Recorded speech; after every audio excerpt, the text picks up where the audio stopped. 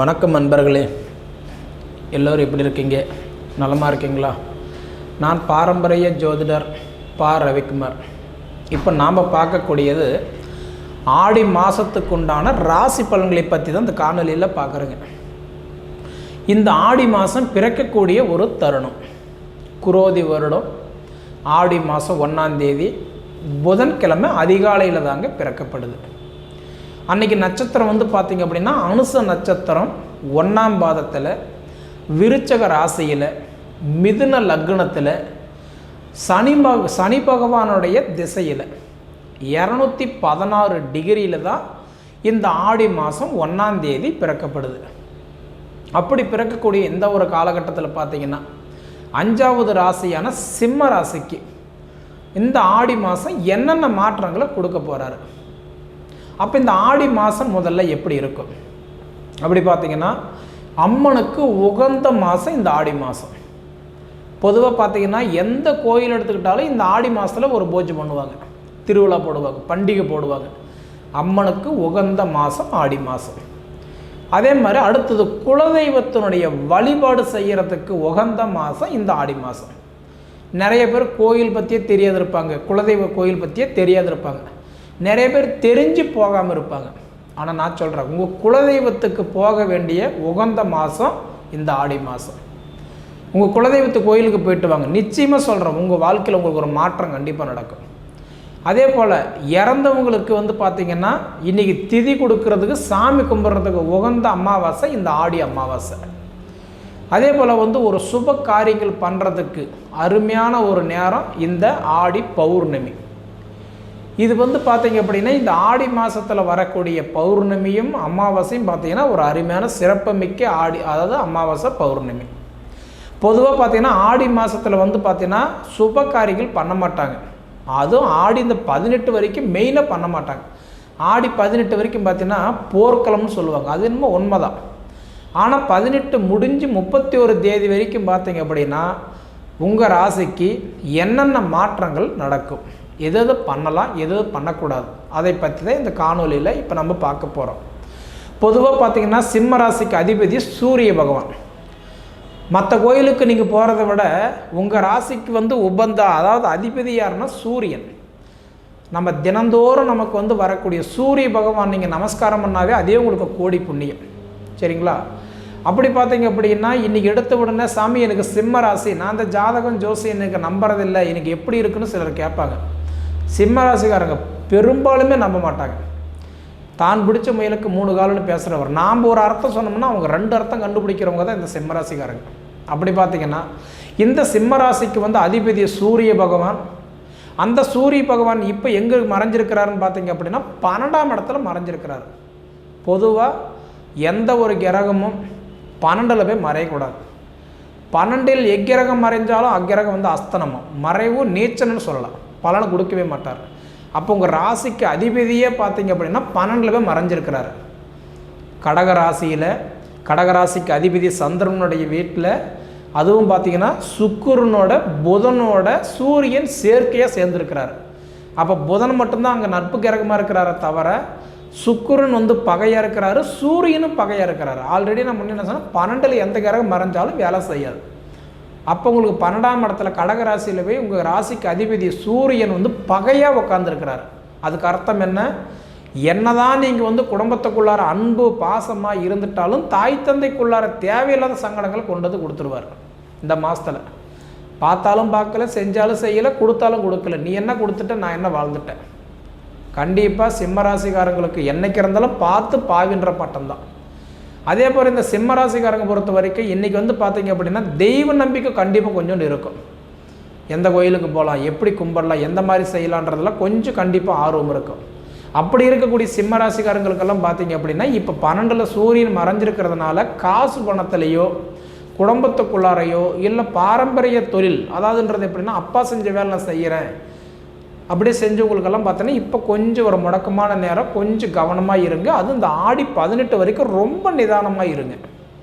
அப்படி இருக்கிறவங்களுக்கெல்லாம் பார்த்தீங்க அப்படின்னா இப்போ சிம்ம ராசிக்கு ஒரே வாரத்தில் நல்லா இல்லலாம் சொல்லிட முடியாதுங்க. ஏன்னா 3 நட்சத்திரம் 9 பாதங்கள் அடங்குறது தான் ஒரு ராசி. அப்போ அந்த 3 நட்சத்திரங்கள் எப்படி இருப்பார் அப்படின்னு பார்த்தீங்க அப்படின்னா, முதல்ல வர வேண்டிய நட்சத்திரம் வந்து பார்த்தீங்கன்னா மகம் நட்சத்திரம். 4 பாதங்களில் பிறந்தவங்களுக்கு அதிபதி யாருன்னா கேது. இப்போ எல்லாரும் சொல்லுவாங்க கேது யாருன்னா கெட்டவன், ராக போல கொடுப்பார் இல்லை கேது போல கெடுப்பார்லன்னு சொல்லுவாங்க. ஆனால் என்னைக்கு இருந்தாலும் மக நட்சத்திரத்துக்கு கேது பகவான் நல்லது கொடுத்துக்கிட்டே தான் இருப்பார். ஏன்னா கேது பகவானுக்கு வீடு கிடையாது, கோச்சாரத்தில் வீடு கிடையாது, ராகுக்கும் கேதுக்கும் வீடு கிடையாது. அப்போ ராகு கேதுக்கு வந்து பார்த்திங்கன்னா பார்வை மட்டும் உண்டு. 3, 7, 11. அப்போ 3ஆம் இடம், 7ஆம் இடம், 11ஆம் இடம், இந்த 3 வீட்டில் யாரோட அதிபதியாக இருக்கிறாங்களோ அவங்களுக்கு நல்லது பண்ணுவார். அதே மாதிரி ராகு கேதுடைய நட்சத்திரத்தில் யார் பிறக்கிறாங்களோ அவங்களுக்கு நல்லது கொடுப்பார். அப்படி பார்த்தீங்கன்னா இன்றைக்கி வந்து பார்த்திங்கன்னா மக நட்சத்திரம் அருமையான நட்சத்திரம். மகத்தில் பிறந்தவன் ஜகத்தில் ஆழ்வான்றது ஒரு ஐதீகம். அப்படி பார்த்தா மக நட்சத்திரத்துக்கு அதிபதி கேது பகவான். இப்போ கேது பகவான் வந்து பார்த்திங்கன்னா கேது எப்பயுமே மக நட்சத்திரத்துக்கு நல்லது தான் பண்ணுவார். அதே மாதிரி பார்த்தீங்கன்னா அந்த கேது பகவான் இப்போ எங்கே இருக்கிறாரு? 2ஆம் இடத்துல இருக்கிறாரு. உங்கள் ராசிக்கு இப்போ 2ல் கேது இருக்கிறாரு. கன்னி ராசியில் புதன் வீட்டில் நட்பு கிரகமாக இருக்கிறாரு. அப்படி இருக்கும்போது எப்படி பார்த்தாலுமே கேது உங்களுக்கு குடும்பஸ்தானத்தில் பார்க்குறாரு. 2ஆம் இடம்ன்றது தனஸ்தானம், குடும்பஸ்தானம், கல்விஸ்தானம். அப்போ படிப்பு சூப்பராக இருக்கும். இந்த மாதம் படிப்பு நல்லாயிருக்கும். இதுக்கு முன்னாடி நீங்கள் எப்படி படிச்சிங்களோ அப்போ இன்றைக்கி வந்து பார்த்திங்கன்னா இதுக்கு மேலே அந்த மக நட்சத்திரத்தில் பிறந்தவங்களுக்கு படிப்பு சூப்பராக இருக்கும். குடும்பஸ்தானத்தில் கேது இருக்கும்போது குடும்ப சுமைகள் கண்டிப்பாக நிறைய இருக்கும். கடன் பிரச்சனை கட்ட முடியுமா, தொழிலை மாற்ற முடியுமா, எந்த தொழில் செஞ்சால் நல்லாயிருக்கும், எப்படி போனால் நல்லாயிருக்கும், அந்த மாதிரி யோசனைகள் நிறைய தோணும். ஆனால் இப்போ கேது 2ஆம் இடத்துல இருக்கிறதுனால கண்டிப்பாக இந்த ஆடி மாதம் 18க்கு மேலே கண்டிப்பாக கொஞ்சம் நல்ல ஒரு முன்னேற்றம் கொடுத்துருவார்.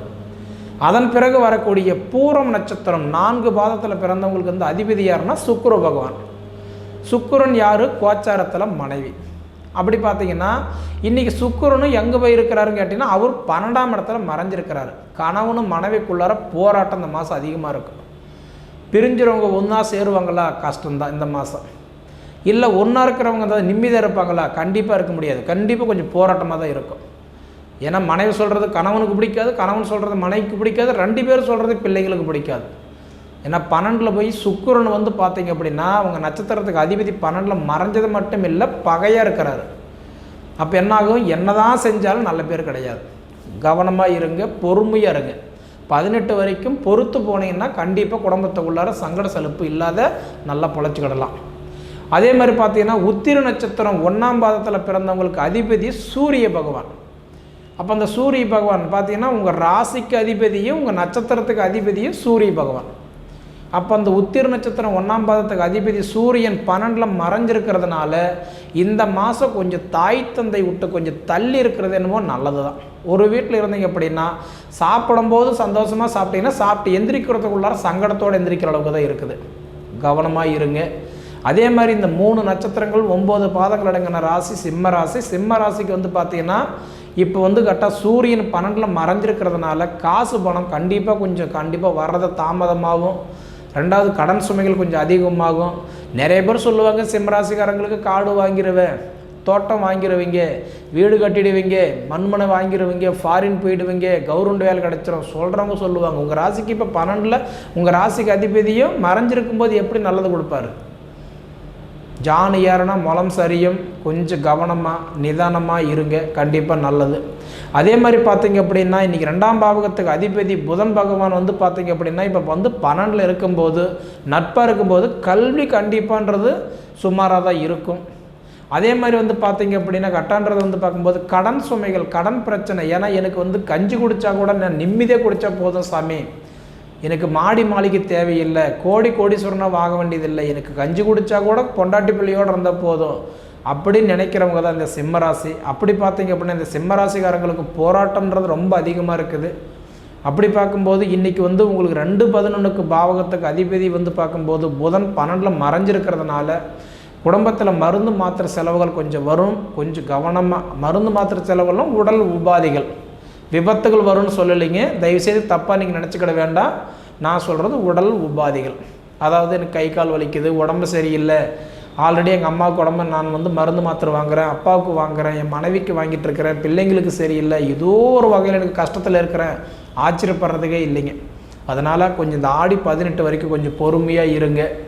அதே சமயத்தில் இந்த சிம்மராசிக்காரங்களுக்கு வந்து கொஞ்சம் கோபம் பிடிவாதம் கொஞ்சம் குறைச்சிக்கிறதே நல்லது தான். ஏன்னா எது தொட்டாலுமே பார்த்திங்கன்னா இன்றைக்கி வந்து பார்த்திங்கன்னா தன் வாய் தனக்கு சுமையாக மாறக்கூடிய அளவுக்கு தான் இருக்குது. கொஞ்சம் கவனமாக இருங்க. அதே மாதிரி பார்த்திங்க அப்படின்னா புத்திரஸ்தானத்துக்கு அதிபதி வந்து குரு பகவான் இப்போ 10ல் இருக்கிறாரு. அப்படி பார்த்தீங்கன்னா குழந்தை பாக்கியங்களுக்கு வந்து பார்த்திங்கன்னா இந்த ஆடி 18 வரைக்கும் கொஞ்சம் குழப்பமாக தான் இருக்கும். ஏன்னா இன்றைக்கி 10ல் இருந்ததுன்னா சுய தொழிலுக்கு நல்லா இருக்குது, தவிர புத்திர பாக்கியத்துக்கு கொஞ்சம் டிலே ஆகும், தாமதமாகும். அதே மாதிரி சுய தொழில் பண்ணுறோன்னு நினைக்கிறவங்களுக்கெல்லாம் இப்போ அருமையான ஒரு தருணம். ஏன்னா இப்போ குரு 10ல் இருக்கிறாரு. 10ல் குரு இருந்தால் பதவி கூட பறிபோகும்னு சொல்லுவாங்க. நான் சொல்கிறது பதவி தான் பறிபோகுமா தவிர சுயத்தொழில் பண்ணுறவங்களுக்கு சூப்பராக இருக்கும். சொந்த வியாபாரம் பண்ணுறேங்க, சொந்தமாக நான் முதலீடு போட்டு பிஸ்னஸ் பண்ணுறேன், விவசாயம் பண்ணுறேன் அப்படின்னு சொல்கிறவங்கெல்லாம் இன்றைக்கி காலரை தூக்கிட்டு இன்றைக்கி வந்து சொல்லிடலாம் பெருமையாக. ஏன்னா 10ஆம் இடம் வந்து சுயத்தொழிலுக்கு உண்டான நேரம். குரு உக்காந்துருக்கிறாரு, நட்பாக உட்காந்துருக்கிறாரு. சுக்கிரன் வீட்டில் செவ்வாயுடைய சேர்க்கையை ரெண்டுமே நட்பு கிரகமாக உட்காந்துருக்கிறதுனால இன்றைக்கி சுயத்தொழில் இதுக்கு முன்னாடி செஞ்சு நஷ்டப்பட்டிருந்தாலும் ஆனால் இப்போ செய்யுங்க, சூப்பராக இருக்கும். சரிங்களா? அதே மாதிரி வெளிநாடு வெளி மாநிலம் போகணும்னு நினைக்கிறவங்களுக்கெல்லாம் இந்த ஆடி 18 முடிஞ்சு நல்ல ஒரு வாய்ப்பு உங்களுக்கு வரப்போகுது சிம்மராசிக்காரங்களுக்கு. ஏன்னா இதுக்கு முன்னாடி நீங்கள் போயிட்டு வந்திருந்தாலும் ஒரு ரூபா பிரயோஜனம் இல்லை. போகணும்னு நினச்சுமே தவிர தடையாக இருந்தவங்களுக்கெல்லாம் இந்த ஆடி 18க்கு பிறகு பார்த்தீங்க அப்படின்னா வெளிநாடு போகிறதுக்கு கண்டிப்பாக ஒரு பிரகாசமான நேரம். அதே மாதிரி திருமணம் 7ஆம் இடத்துக்கு அதிபதி 7லே போய் அவர் ஆட்சியாக உட்காந்துட்டார். பொதுவாக ஒருத்தருக்கு கல்யாணம் பண்ணணும்னா 7ஆம் இடம் தான் பார்க்கணும். 7ஆம் இடம் தான் மாங்கலிஸ்தானம். அப்போ மாங்கலிஸ்தானம் 6, 7 கூடையவன் பாவகத்துக்கு அதிபதி யார்? சனி. மகர ராசி கும்பராசிக்கு அதிபதி சனி பகவான். அவர் இப்போ சனி வந்து கும்பராசிலேயே அவர் வந்து பார்த்திங்கன்னா ஆட்சியாக ஜென்மச்சனியாக உட்காந்துருக்கிறார். கண்டிப்பாக நல்லது பண்ணுவார். 2வது சனி பகவான் உங்களை பார்வையாக பார்த்துட்ருக்கிறாரு. ஏன்னா சனியுடைய பார்வை 3, 7, 10. அப்போ 3ஆம் இடமா மேசராசி பார்க்குறாரு, 7ஆம் இடமா சிம்ம ராசி பார்க்குறாரு. சனி உங்களை பார்க்குறாரு. அதே மாதிரி 10ஆம் இடமா பார்த்தீங்கன்னா விருச்சிக ராசி பார்க்குறாரு. அப்போ சனி பகவான் சனி பார்த்தா நிறைய பேர் சொல்லுவாங்க சனி பார்த்தா கஷ்டம்தான் கொடுப்பாருன்னு சொல்லுவாங்க. ஆனால் சனி பார்க்குற இடம் 3 இடம். 3ஆம் இடம், 7ஆம் இடம், 10ஆம் இடம். மேச ராசிக்காரங்களுக்கு நல்லா இருக்குது, அடுத்தது சிம்ம ராசிக்காரங்களுக்கு நல்லா இருக்குது, விருச்சிக ராசிக்காரங்களுக்கு நல்லா இருக்குது. ஏன்னா அந்த 3 ராசிக்கும் பார்த்தீங்கன்னா தொழில் காரகன், தொழிலுக்கு அதிபதி காரகனே பார்க்குறாரு. தொழில் கண்டிப்பாக மாற்றம் நடக்கும். அயல்நாட்டுக்கு போகக்கூடிய யோகம், வெளிநாடு வெளி மாநிலத்துக்கு போகக்கூடிய பாக்கியம், கடன் பிரச்சனைலேருந்து மீண்டு வெளியில் வரத்துக்கு இந்த ஆடி 18க்கு மேலே ஒரு நல்ல மாற்றம் கொடுப்பாரு. அப்போ இதை தவிர பார்த்தீங்கன்னா மொத்தத்தில் பார்த்தீங்கன்னா வீட்டுக்குள்ளார கொஞ்சம் போராட்டம் அதிகம். காசு பணம் இல்லாதவங்க கூட சந்தோஷமாக இருக்கிறாங்க. சாமி எனக்கு 4 காசு இருந்துக்கிட்டு நான் நல்லா தான் நிறைய கஷ்டத்தில் இருக்கிறேன் அப்படின்னா ஆச்சரியப்படுறதுக்கே இல்லை. எப்படி பார்த்தாலும் இந்த ஆடி 18 முடியணும். நான் சொல்கிற மாதிரி குலதெய்வத்தினுடைய வழிபாடு உங்களுக்கு கண்டிப்பாக கை கொடுக்கும். சரிங்களா? எது இருந்தாலும் முடிஞ்ச வரைக்கும் இந்த ஆடி 18 வரைக்கும் கொஞ்சம் பொறுமையாக இருங்க. மற்றவங்க விஷயத்தில் கொஞ்சம் தலையிடுறதை அவாய்ட் பண்ணுங்கள். நல்லதுன்னு போனால் கூட உங்களுக்கு பொல்லாப்புன்ற பேர் தான் வரும். கொடுத்ததை கேட்டால் அடுத்தது பகைன்ற பேர் தான் வரும். சரிங்களா? உடல் உபாதை கொஞ்சம் விலகிறதுக்கு கொஞ்சம் வாய்ப்பு இருக்குது. ஆடி 18க்கு மேலே கொஞ்சம் நல்லா இருக்குது. அதே மாதிரி பார்த்தீங்கன்னா மனை வீடு வாசல் கொஞ்சம் எடுத்து கட்டுறதுக்கெல்லாம் கொஞ்சம் கண்டிப்பாக வாய்ப்பு இருக்குது. இடம் கிரையம் பண்ணுறதுக்கு ஏதோ நீ இழந்தது பிடிக்கிறதுக்கு கண்டிப்பாக வாய்ப்பு இருக்குதுன்னா இந்த ஆடி 18க்கு மேலே நல்லா இருக்குது. சரிங்களா? சரி நேயர்களே, இதுக்கு முன்னாடி அதாவது நம்ம ஃபீனிக்ஸ் ஆன்மீக சேனலை சப்ஸ்கிரைப் பண்ணாதவங்க சப்ஸ்கிரைப் பண்ணிக்கோங்க. உங்கள் நண்பர்களுக்கு ஷேர் பண்ணுங்கள். இது தவிர உங்கள் பொன்னான நேரத்தை ஒதுக்கி இவ்வளோ நேரம் என்னுடைய காணொளி நீங்கள் முழுமையாக பார்த்ததுக்கு மனசார மனசுலேருந்து கேட்டுக்கிறேன். நன்றிங்க.